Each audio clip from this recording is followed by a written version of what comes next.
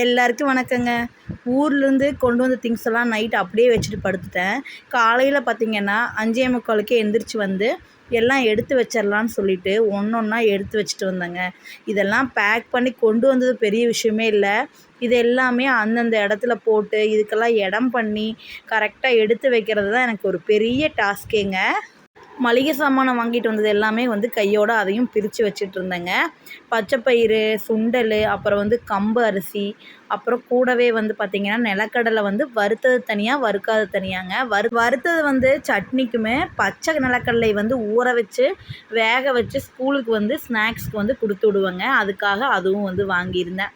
ஒரே ஒரு சின்ன மண் பாத்திரம் மட்டும் வாங்கியிருந்தேங்க.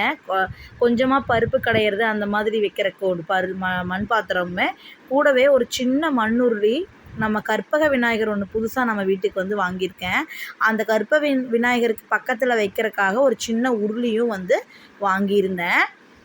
காய் ரொம்ப அதிக அளவு இல்லைங்க. மற்றபடி மற்ற பருப்பு ஐட்டம்ஸு, மாவு ஐட்டம்ஸு, மிளகாத்தூள் ஐட்டம்ஸ் தான் அதிகமாக இருந்தது.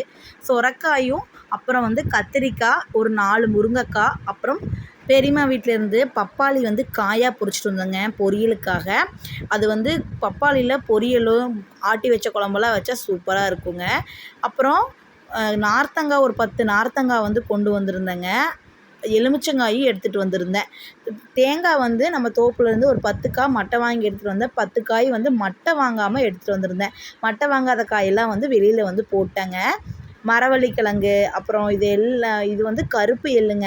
கருப்பு எள்ளு சட்னி, கருப்பு எள்ளு பொடியெல்லாம் செய்வேங்க. அது எல்லாமே நாங்கள் 1 by 1 ரெசிபிஸ் ஷேர் பண்ணுறேன். நாட்டு சர்க்கரை ஒரு சிப்பமாக வாங்கினது இருந்துச்சுங்க. அந்த நாட்டு சர்க்கரையும் கொஞ்சம் எடுத்துகிட்டு வந்திருந்தேன். இது சீவக்காய் தூள், குழம்பு மிளகாய் தூளுங்க. சீவக்காய் தூள் பார்த்திங்கன்னா தலைக்கு போடுறதுக்காக அரைச்சி வச்சது. அது அரைச்சி வச்சு கொஞ்சம் நாள் ஆச்சு. நான் எடுத்துகிட்டு வரவே மறந்துட்டேன். அதனால் இந்த தடவை தான் எடுத்துகிட்டு வந்தேன்.